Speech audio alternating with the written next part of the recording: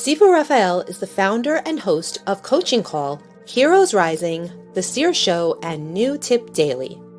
He works with individuals, groups, and businesses and helps them find clarity, purpose, and understanding of who they really are in business and personal life.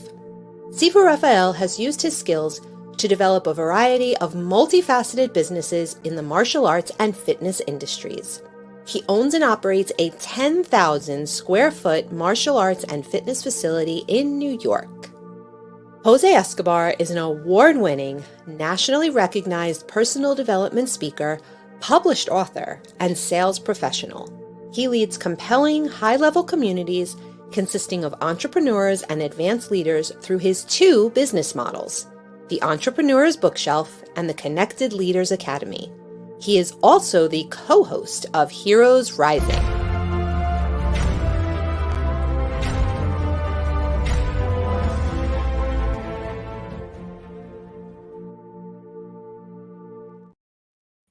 Welcome, everybody, to Heroes Rising. Thank you so much for being here. I am here with two amazing guests, Stephen and Leah Ray.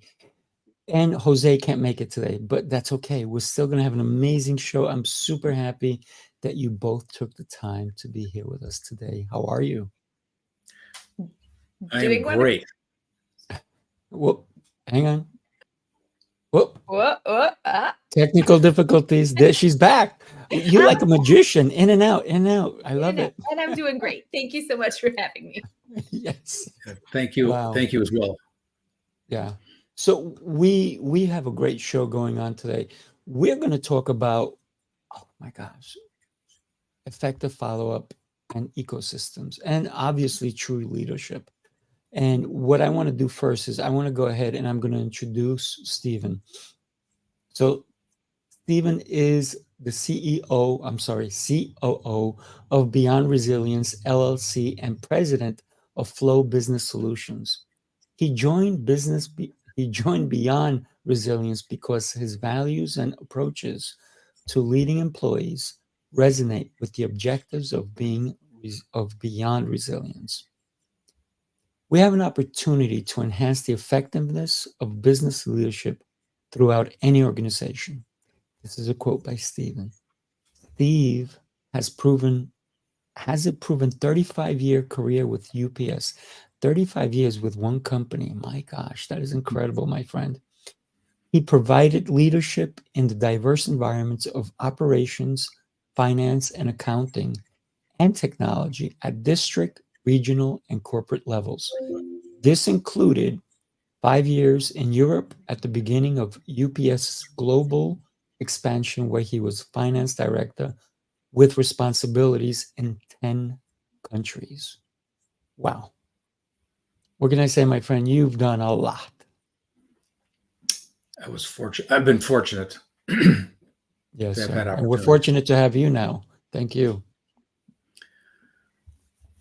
So we'd love to hear what you want to share with us today. Okay.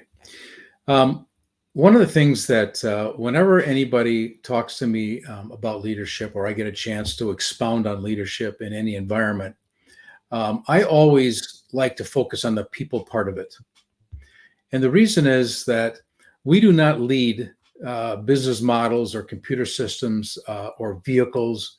We lead people on both sides of the business equation. We lead our people and we lead our customers by influence because we provide them what they want. They choose us. We lead them to us by what we provide through our people. How successful would any business be if either of these sides were broken?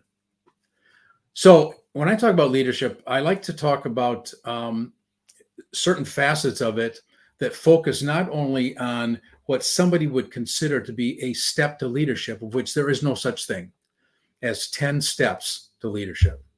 It doesn't exist. And anybody that says that doesn't work.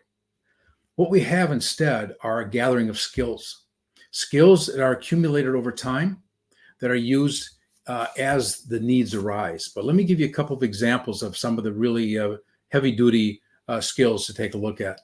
First of all, a couple, 3 bullet points to lead up to the point I'm making. As a leader, we want to always be proactive as opposed to reactive. Reactive is negative and takes us in the wrong direction. We always want to look forward, not backwards, for the same reason. We want to be positive and not negative. And then when it comes to people, leverage strengths, not weaknesses. Now, what's the point of this whole list? This is simply an example of skills that leaders need. But the real bottom line one here is what you focus on, you empower. So regardless of what we do on a day-to-day basis, our folks, our team members watch what we do. So what we focus on, we empower our team members to do. What goes along with that, perception is reality until proven otherwise. And I had a personal story on this one. I was fortunate enough when I was a young manager at UPS where I was doing something, and one of my fellow managers, one of my peers, it was nice enough for him to point this out, came to me and told me, he says, I heard something through the grapevine. I said, well, what was that? And he said, and he told me what he heard. And it was something that I had supposedly said, or supposedly implied, I guess you could say. I gave the classic answer, and he gave the classic response. And these two things people should remember. Number one, when he came and told me, this is what looks like you're doing, my answer was, I didn't mean that. His answer was, it doesn't matter what you meant. It matters what they see and what they perceive. So the bottom line is we always need to be aware of what our people see us doing and what are the messages that we're sending. And when we have really good relationships with people, they will be more than happy to let you know what those things are in a friendly way. So those are a couple of important things. When it comes to employees themselves, how well do we know them? Do we know their strengths and their weaknesses? Do we know their goals? How about their family structure or their likes and their dislikes? I have found continually that whenever we focus on the well-being of an individual as a person, as opposed to just an employee, we become familiar with what their goals are. We can help them get there, and they will follow us because of what we do for them. So we want to be concerned about their well-being and lead them from a perspective of service. And the best way I can describe what that really means, because it's a pretty broad topic, but we should do whatever we can do to provide the best environment that allows our people to be successful. And that's a really good perspective of looking at what does it mean to function under the perspective of service. As we continue on here, I want to just cover a couple of things. There's some top mistakes that managers make, just to bring these up. This one's very important. Failing to deliver the message. Now, let's pretend we are a CEO, just to take that extreme position, right? CEOs, business owners create business plans, and they want these things to happen over time. Well, just because we sit in an office and come up with these things doesn't mean they happen, right? So the message has to get out to everyone, and all of the members of your team need to be able to deliver the message. They need to hear it, and they need to be able to understand it, and they need to be able to deliver it. Now, passing along information in the process of delivering a message is relatively easy. Here's the challenging part. When that message makes it through the organization and gets down to the frontline supervisor, a job that I believe is one of the harder jobs in a business, that frontline supervisor has to be able to take the number message and convert it into an inspirational delivery so that their employees who have the feet on the street and carry out the business objectives are willing to do it. And I have to tell you, my experience shows that there is not enough training in this area. Many times people are promoted because they did a great job in their non-management role, that's good.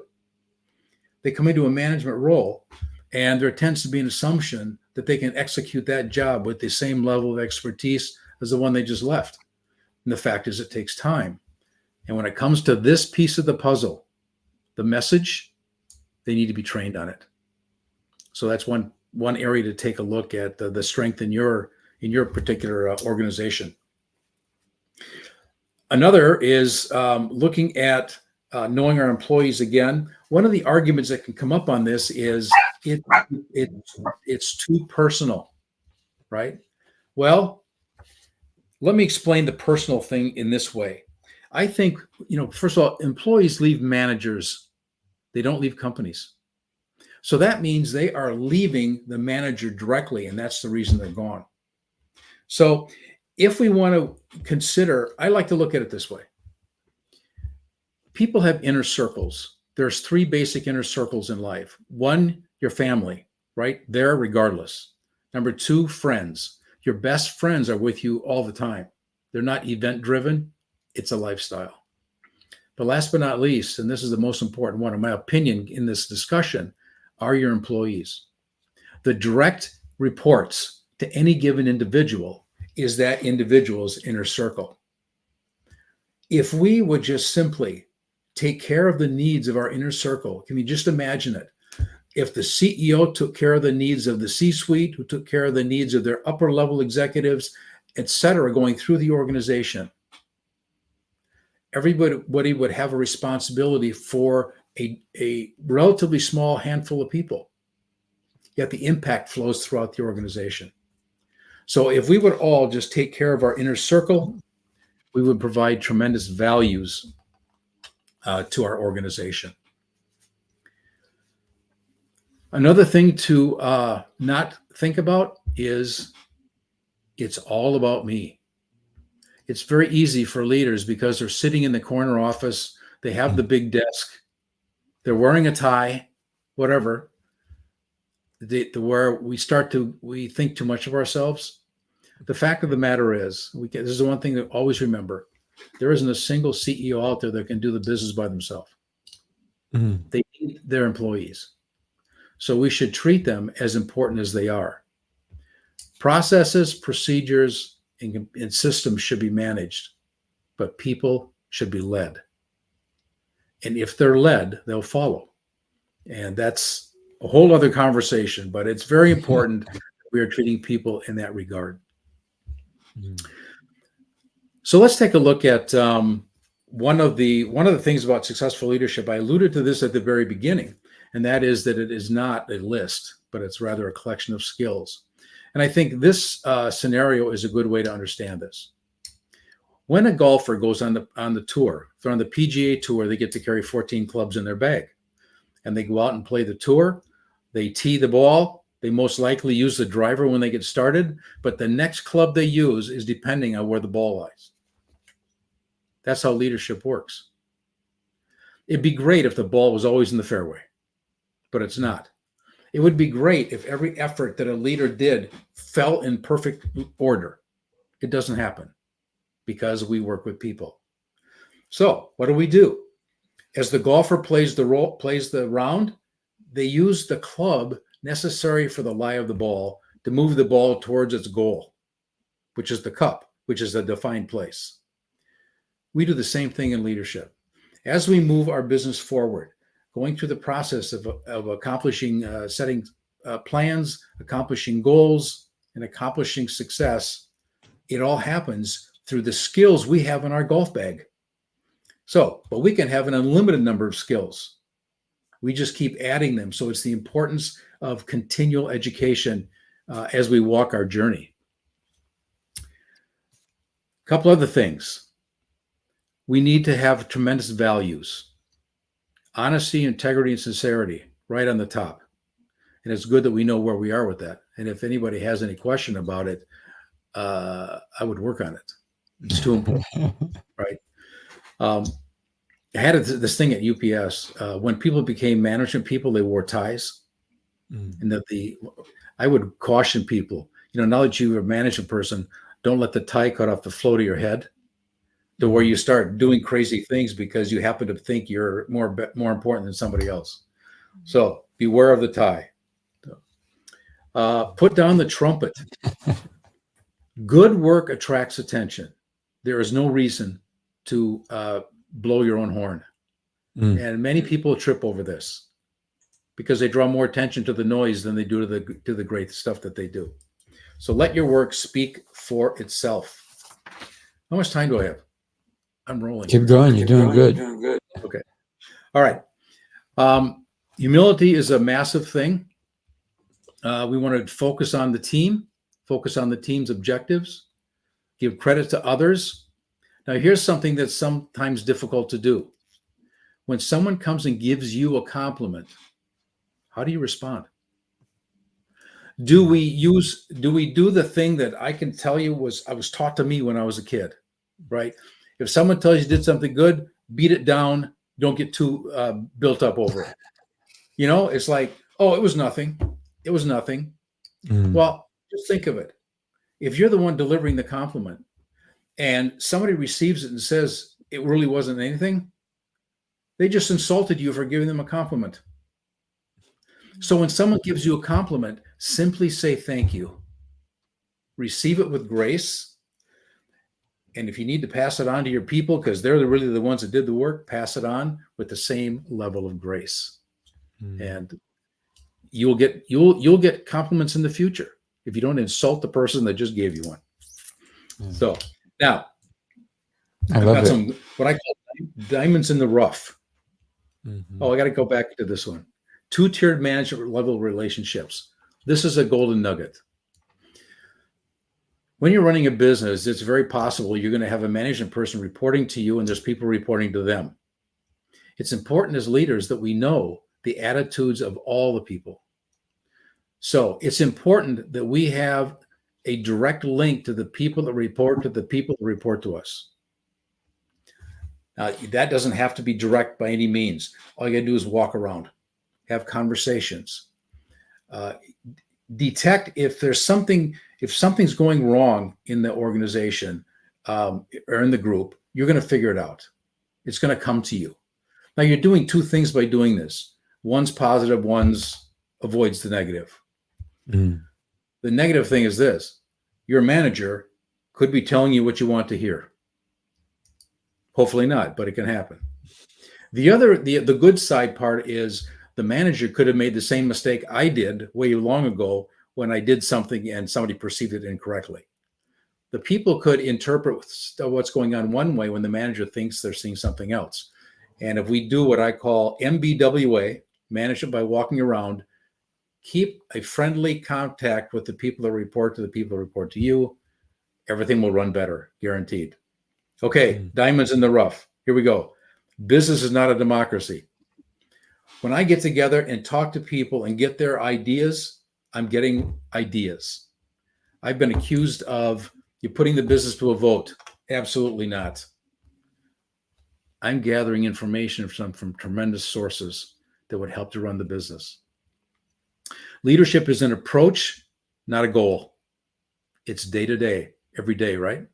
It's a marathon, not a sprint. We're on the clock 24/7. The objectives of solid leadership include building an engaging team of people who will follow you and remain with you through thick and thin, regardless of what happens. We take care of them, they'll take care of us. Richard Branson I heard a comment from him, the CEO of Virgin over in the UK. He said this: train your people so well they have the ability to leave, but treat them so they don't want to. And that's a great way to put it. I couldn't say it any better. Now, I'm going to finish up with this. 3 leadership tests. Number 1, the absent manager test. When you're on vacation, you're gone for 2 weeks, and you come back to your operation. Is it running better or worse than when you left? If your people are following you, they will do everything possible to make it as perfect as possible while you're gone. When you come back to the shining star, that's a credit to you for how you've led your people. At the same time, compliment them for what they did. Don't look for something wrong just to try to prove you're needed. Not necessary. That's number one. How do you handle that situation? Number two, the unknown environment. If you had an opportunity to lead a business you knew nothing about, what would you do? You would lean on the experience of the people around you for the details of the business. But while you're doing that, you would take care of the people like you've always done before.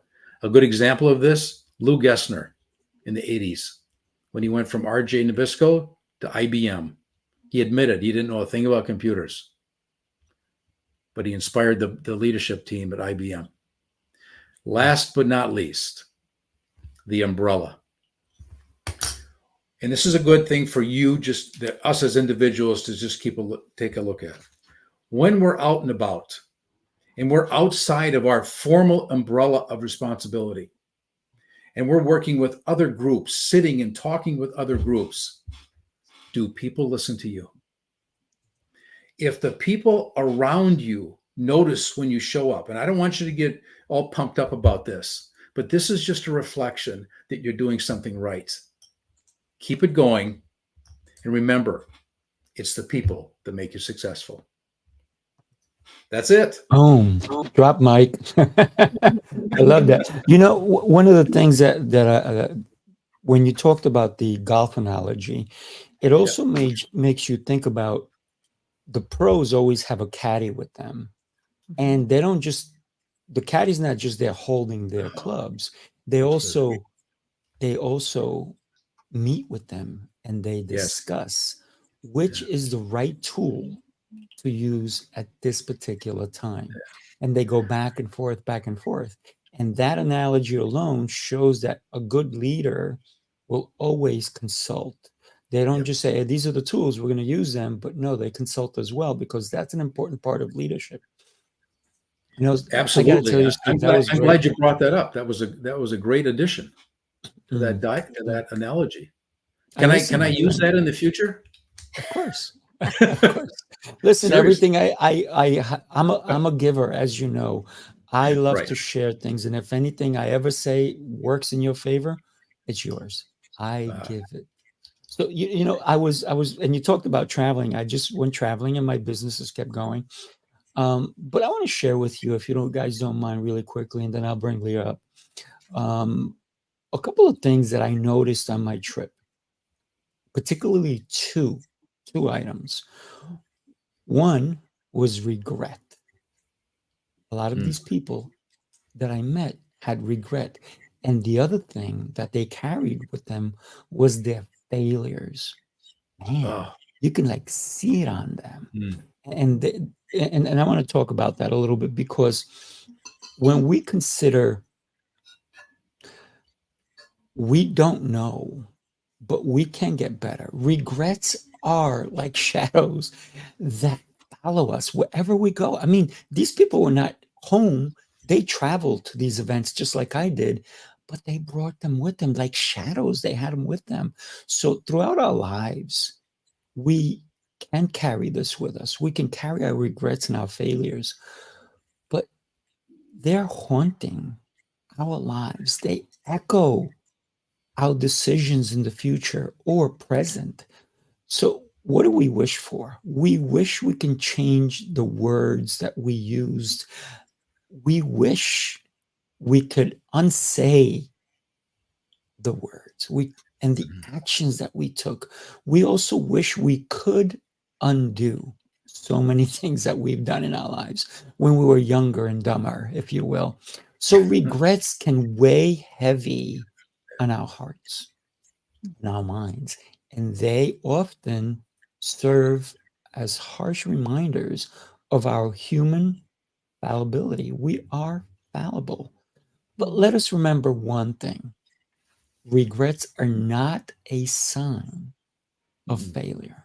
In other words, they're a testament to a capacity to learn and to grow. Many of them, when I was talking to them, they said they regretted not doing something or another. And they felt like a failure because of not taking an action. But one of the things I always said to them is, hey, you know what? You did take an action, because no action is an action. So maybe it was the right call for you at that time. So don't live in that moment. Let's live in the present. So I was guiding them through it as well. So I want to touch upon the concept of failing, but I also want to talk to or have you consider it as failing gloriously, as it might sound paradoxical or even obscure. So, if you will, think about it. But it carries a profound truth. Failure in all its forms, no matter how you fail with your words, your actions, your relationships, even, it is an essential part of our human experience. It is through our failures that we gain consistently. We gain. Think about that. We gain the wisdom and the resilience needed to forge forward, to forge ahead. So, failing gloriously means that we don't shy away from challenges, because when we shy away from them, we won't know. We won't know the opportunities, even if success is uncertain.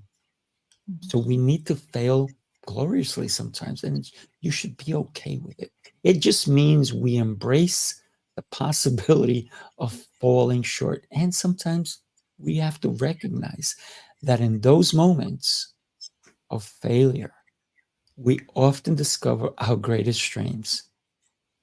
And what are they? Well, you will know when you fail. You will know what they are. So now let's talk about making great choices that affect our lives and those around us.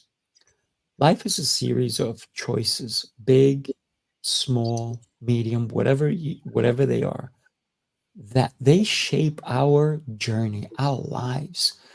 But how can we navigate this intricate web of decisions with wisdom and grace? Let's not forget grace. We should use grace when we embrace things.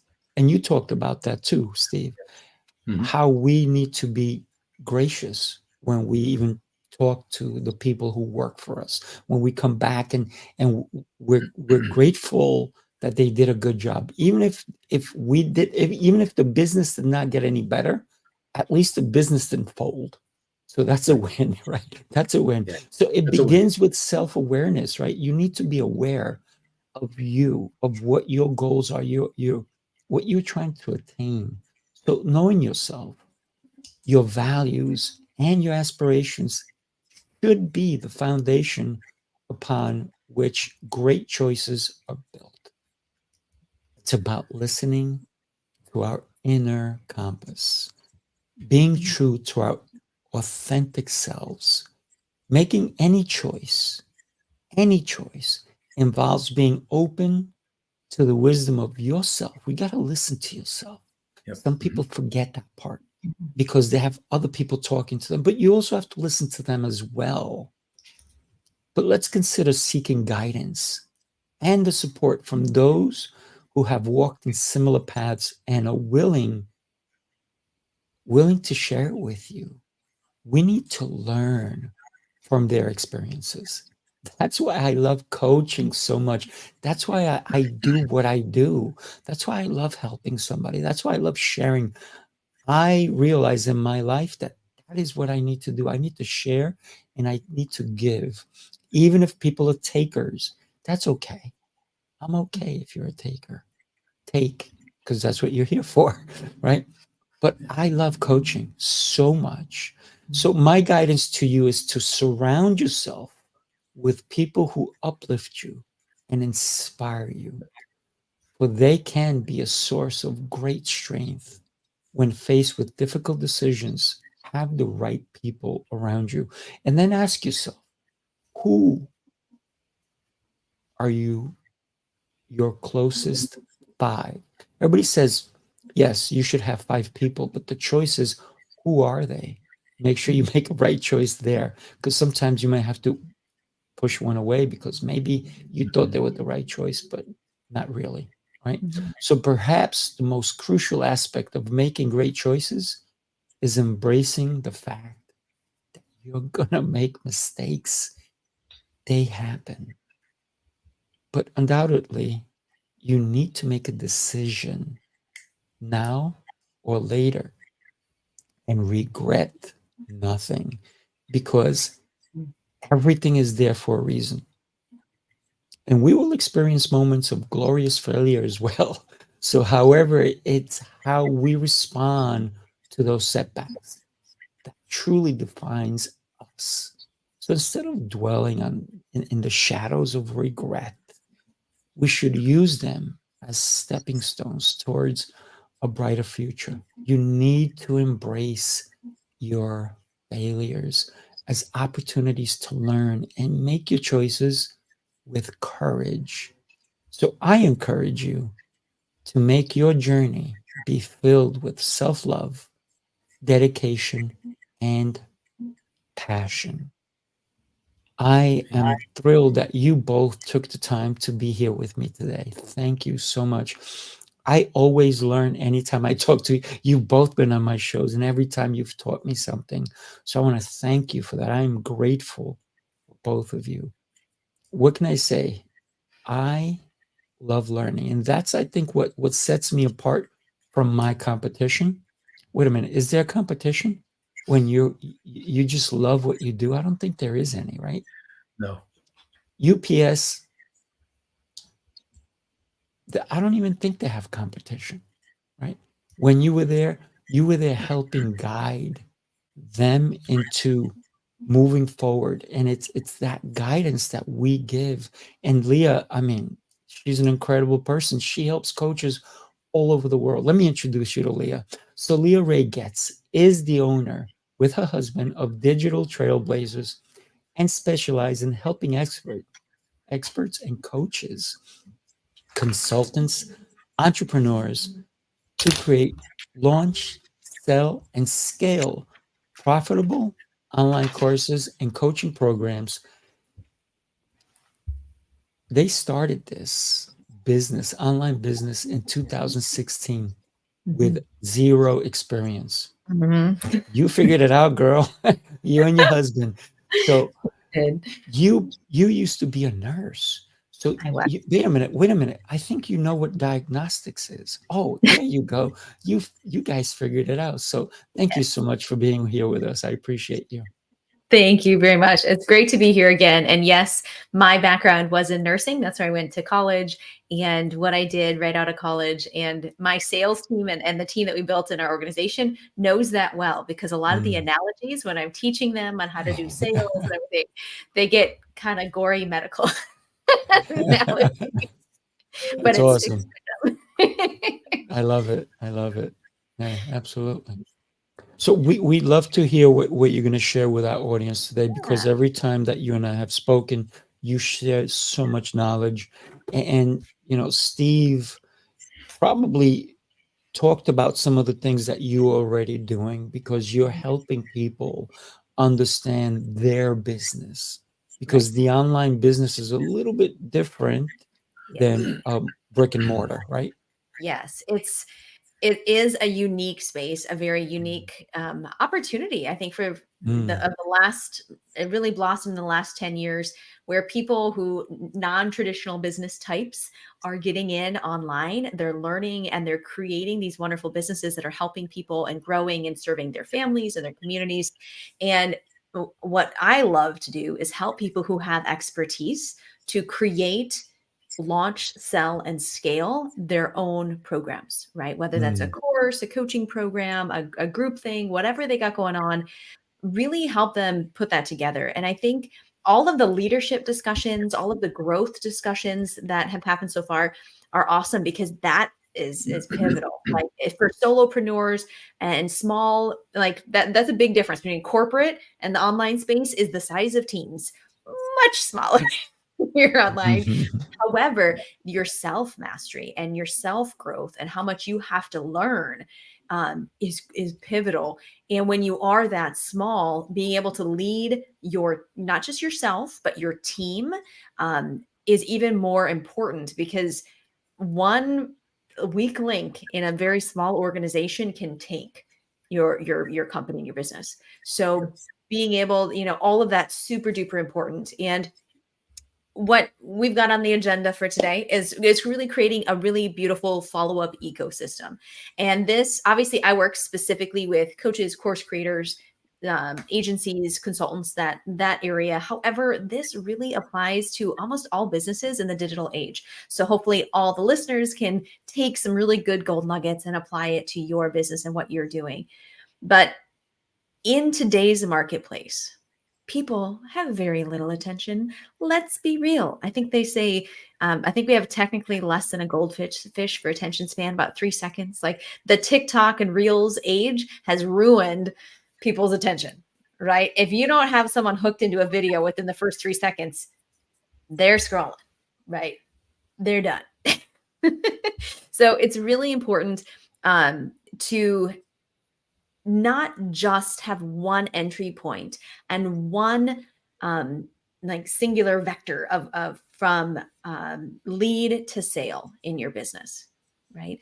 Because that's so much opportunity for lost sales. There's so many additional potential people that could benefit from your service, from your expertise, if you expand that a bit and actually start to create an ecosystem where people are seeing you everywhere. Now, I am not a proponent of being everywhere online, and you'll see me jumping from shiny object to shiny object. Well, oh, now you have to master this platform, and now you have to master this platform. No, create a little subs. Like for me, it's definitely Facebook. I'm very heavy on in Facebook. Yes, we're technically everywhere else. We push content to all the platforms, but I don't work those platforms necessarily. Okay. But why did we choose Facebook to create the ecosystem? Number one, because it is set up beautifully for this, because it has so many different components that you can leverage and that you can reach new people. It's just very diverse opportunity for types of different content and ways to connect with people. So that's a really good reason. But on top of that, because paid ads on Facebook are amazing. So I say Facebook ads because I'm old school. I'm ancient now in internet marketing days, right back in 2016, getting started. And it was just Facebook and it was Facebook ads. Now, technically, it's Meta ads and it's a combination, it's Facebook and Instagram, same thing. Okay. It's the same platform. So, but with Facebook, if you choose that as your primary platform that you want to build, it can work beautifully with a paid ads strategy. So a lot of people, one of the biggest challenges that small solo entrepreneurs, coaches, consultants, what they face is traffic. No one sees them. No one knows they exist. You can be the most amazing coach. You can get the most amazing results for people. You can have all these things. You can have the most amazing sales process and copy and everything else. But if someone doesn't find you, clearly you're not making sales and you're not helping anybody in the process, right? So traffic is a really big challenge. So what we help a lot of people do is dial in paid traffic. Now, I know that scares a lot of people, and I don't know if I should say it should scare you, but it can be scary. Okay. And before you get to paid ads, you need an amazing system to sell. Your offer needs to be really dialed in. So you're really niche down on exactly who you help and the specific result you help them to achieve. But then you also need really good systems to sell. Because you can waste a lot of money boosting a post or doing something lame with Facebook ads that's not going to get you any money, right? If you're going to put money into ads, it best be getting you clients, okay? And the days of, likes campaigns and all that, that's over. That was years ago, okay? So we want to make sure that you're actually you're able to get a return on investment on those ads. And so I love working in the Facebook ecosystem because we can hit people from all angles.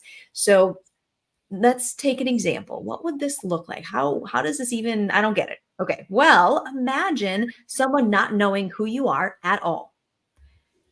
And your Facebook ad comes across their screen. And it's kind of interesting. They click on it. They get like a free download or meditation or something great. They have to opt in. Now they got an email from you, maybe a text message as well. So they know that that's sitting there, but they're still scrolling and doing stuff on Facebook. It says, oh, join the Facebook group.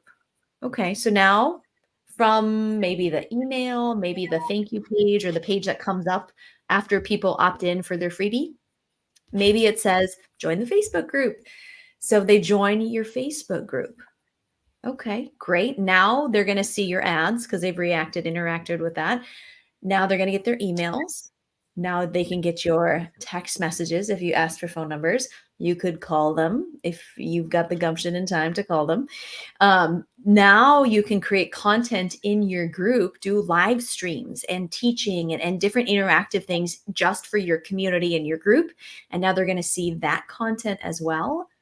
On top of that, as part of joining the group, tell them to send you a friend request. You know what's really cool? Even if you never get around to accepting that friend request, they're automatically following you. And so when they're following you, when you post on your personal profile, they're going to see it. It's going to show up for them. When you start creating reels on your personal profile, Facebook Lives, regular posts, all of that is now going to be in their news feed. So they went from not knowing who you are to suddenly having you in their email, having you in text messages, having you on phone calls, having you in the Facebook group, seeing you as they're scrolling through reels, doing all of these different things. And so they get warmed up really fast. I'm sure most people have heard it takes 7 to 12 touches for someone to make a purchasing decision. Now, a misconception for folks when they're just getting started is that has to take a lot of time. No, it don't. this ecosystem, and it can happen in a day, maybe 48 hours. They went from not knowing who you were to be like, she's out. Oh, but that happened to me, by the way. Leah Ray is everywhere because once we connected, we're connected. I mean, the next thing I'm going to do is I'm going to be driving and then she's going to be in that car and that billboard over here, over there. You, young lady, are everywhere. You're on my phone, you're on my computer, you're on my email. I'm like, Leah, I need to reach out to her. But you're so right. And I love everything you're talking about. I love about the traffic. And I'm sorry to interrupt your flow, but it just made so much sense because it is that engagement. And wow, I love everything you're talking about. And it's so true. And it's true because it happened to me. Exactly. You've experienced this firsthand. So it's great when you have this level of ecosystem. They're always invited to take another step with you. You shouldn't have a dead end in your process anywhere. When they opt in for your freebie, it shouldn't be like, thanks, check your email. That's a dead end. You don't ever want a dead end. It's great, check your email and join my group and do something else. Always never have a dead end. Keep moving them through the process and giving them opportunities to take that next step. A lot of people who are watching are probably selling on a sales call. So you have maybe a mid to high ticket offer. And so you're selling with a sales call compared to like an automated webinar, something like that. And so an example, in your emails, on your lives, and the different ways you're connecting with people, invite them to book a call and not a sales call, because that's a huge barrier of entry for that initial conversation. Okay. That's a big ask. So just have them have a discovery call. Like I meet with people all the time. My team meets with people. That's their specific jobs, to meet with them all day long, every day. And that's just a quick 15-minute, hey, how's it going? What are you working on? What do you need? What's your problems? Here's a freebie to help you. Or, oh, you might need some more help than that. Want to take a look at this? I'll get you some more information on it. There's no selling that happens on those calls. So people aren't as scared to say, hey, yeah, I'll talk to you, right? Because they don't feel like they're getting into this big high pressure sales call, right? They're just stepping in like, okay, one little step at a time, taking that. And so when you invite them one step at a time, then you get them on the discovery call. If they're a great client, a great fit, awesome. Invite them to the next step, right? Not a dead end. Invite them to the next step, which could actually be a sales call where you're going through your program and your offer and everything else with them. But doing all of these pieces, like that's where the magic happens, right? And you'll have some people are going to be ready to go right away. Other people are going to take time. Was it 2 weeks ago? I brought in a new client and she's like, well, I had watched you for like 6 months and I saw the emails and everything. It was just like, I just wasn't ready, but I kept getting the invites on Facebook for all your lives and all the stuff you were doing. And now I'm ready. And like, you were so consistent and I'm working with you, like for sure. This is, and I get that all the time. So you need a process to nurture the people who aren't ready to buy. A very small percentage of people are buying immediately. If you don't have a system and a process and an ecosystem to keep nurturing them, so when they're ready to buy, you're missing out. You're missing on a lot of sales. I like the analogy of Jiffy Pop. Okay. Where you got to put it on the burner. And, for everybody who might be young, I mean, it wasn't even really at my age, but I'll pretend. The three of us, we're in it. We're in it. Yeah. We do it for our kids when we're camping and stuff, right? It's like that aluminum thing and you got your popcorn in it and you have to put it over a burner or a flame. You got to keep shaking it, keep heating it. And then one pops and then two pop. And then a few more pop, right? And so you need your flame. You need a process to continue to warm people up and get them closer and closer to you till they pop, till they're actually ready to become a customer of some sort. So I highly encourage folks to create that ecosystem. I actually have an awesome freebie for y'all. If you see this link that's floating beautifully across the bottom, right? So that's beautiful. Our three proven coaching funnels that convert. So if you don't know how to do anything, if you like kind of get what I'm saying, but you're like, I don't really know how to do that. Cool. I'll help you. It's free. Go ahead and go to this website and you'll have a download that's going to walk you through 3 different options for starting to put together this ecosystem, start to put together these funnels. And as a teaser, if you make it all the way through, there's even a way to get it done for you for free. So I highly suggest diving into all of it. It's just, you have to start putting in the time to set this ecosystem up so that you can pop the popcorn, right? Get those people when they're ready to go through and be excited to make a purchasing decision with you. I love it. And you brought gifts. Who would have thought you brought gifts? I love when, and by the way, anybody who has reached out to me recently without connecting with me and just try to sell me something, come back and listen to this show, please. Make a connection. I actually just emailed somebody who emailed me. I never know who they are. And actually they DM me. I do this, and the email was like a book.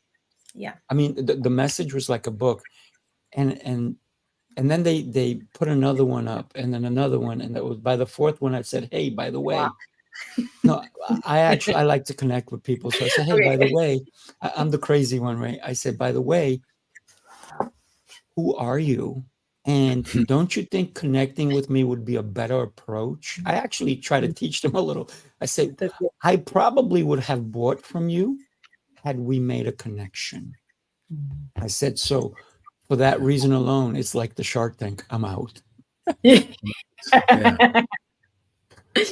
No connection, awesome. No buy. Yeah. No, and that's what people need these days in a world of so much automation, in a world of AI, in a world where there's so much coming at us all day long. When you can make a human connection with someone, that's what matters. Right? Yeah. And you can do that in leveraged ways, and there's semi-automated ways, and there's different things that you can do to make sure you're working smarter and not harder. But remember, it's that connection and feeling connected that makes a world of difference. Just like I brought in a client this morning, right before this call, and a big selling point for him was the fact that before our call, I just shot him a little video, like of what to expect, how I'm excited to talk to him, what he should make sure to do beforehand. And it wasn't some hack where I dubbed in someone else's name and fully automated. I literally held my phone up and I shot a video and then I sent it to him in text message. Beautiful. And that is a massive gold nugget. So all y'all write that down if you're in this space. But that's huge for people, because that shows that you actually care enough to take time to shoot them a video. Like in a world of so much automation, where Mm. in a world where, especially in coaching, there's a lot of competition. There's a lot of people out there, and there's people that are just going through the numbers, right? And everyone's just a number and just a sale, just money. And it shows that you're a real person and you want to connect with a real person, and you're willing to invest that time into that. Very interesting, because you just gave another gift, which is a huge one, right? To do a personal video, because how many of those do you get? And when you make it short enough Right. that you can 60 actually send it, because seconds. we don't want to be like a 3-hour video. We're not doing that. It's a short video. We're excited to connect. This is what you can accept. I love that. And by the way, my email is going across the bottom for anybody that wants to reach out, who wants to be on my shows, who wants to sell me something. Don't do it, right? First, we got to connect. I love everything that you both have brought to us today, because when we consider connections, that is, to me, everything. And Steve and I were talking earlier about the connection we have with God, and how we can encompass, gratitude and prayer, and the fortitude of having the decision to bring people into our lives, to bring them into our lives because it makes a difference in our lives. So you're right.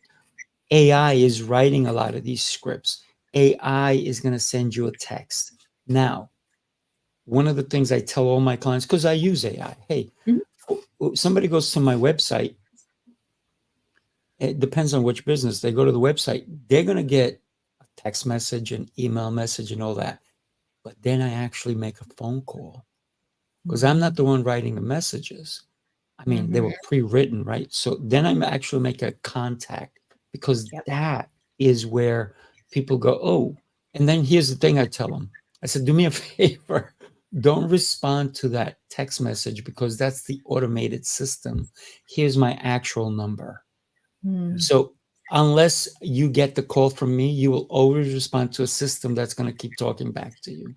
But if you never answer my call, and I will call, then you won't know. Right? And then you're just going to get a bot. You're talking to a bot. But if you want to talk to a real person, respond. Right. So I think that's beautiful that you said it.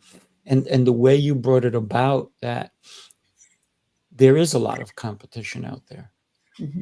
We need to differentiate ourselves. Yep. Steve, you were in Europe for 5 years, and you went there to create something that was not necessarily there. You went, and you're one of the people that you told me last time we were on a show together, how you walked around and you just said good morning to people. And that affected people's lives, because they're like, why is the big boss talking to me?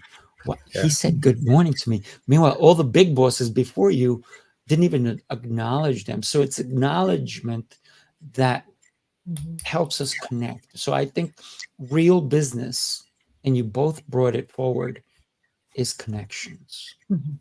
Right? Yeah. Absolutely. What I want to take a second, and Jose was not able to join us today, right? He had to take care of his son's business. But here's the thing. He also sponsors the show. Let me share this with you.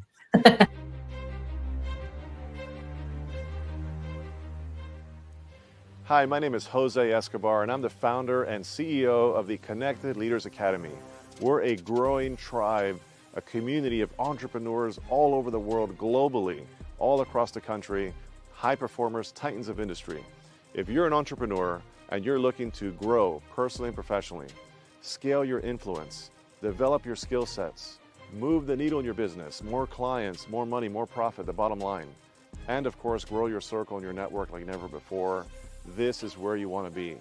Join the Connected Leaders Academy today. We are scaling massively. We want to welcome you in. Check me out on Instagram and on Facebook, the @ JAESCO25. We look forward to having you join us. Take care. So Jose does have a great community. And if you guys ever decide that you want to join his community, just let him know I send you. So that way he knows where people are coming from. What's one thing that you would say you personally can take away from today's show?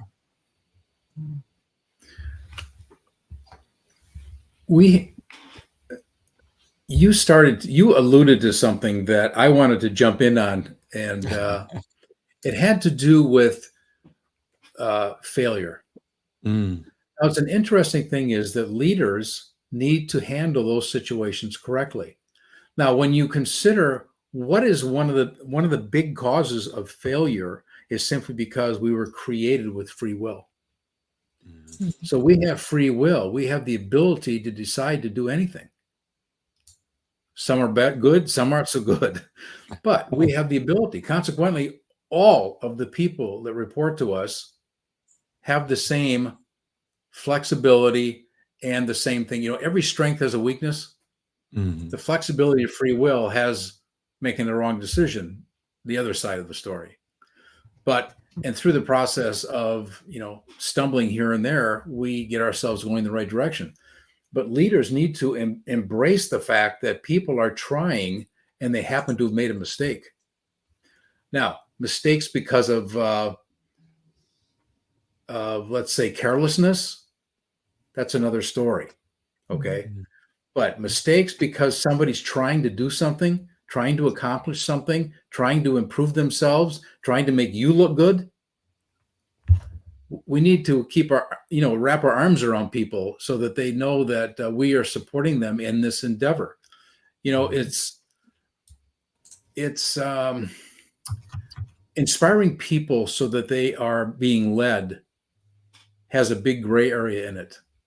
You've got black, you've got white, and you got all this gray area in the middle. And I remember one of my people I reported to a gazillion years ago told me, he says, Steve, the gray I area thought you is looked a gazillion years old. He says, the gray area is why you have a job. Because things are not black and white.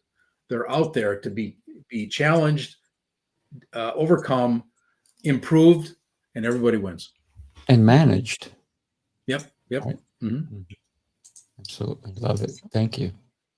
Yeah, I think that's just a good reminder. In what I've seen in ourselves and with our clients over the years is that every massive growth or every big breakthrough that you have personally, but within the business, it starts with a struggle.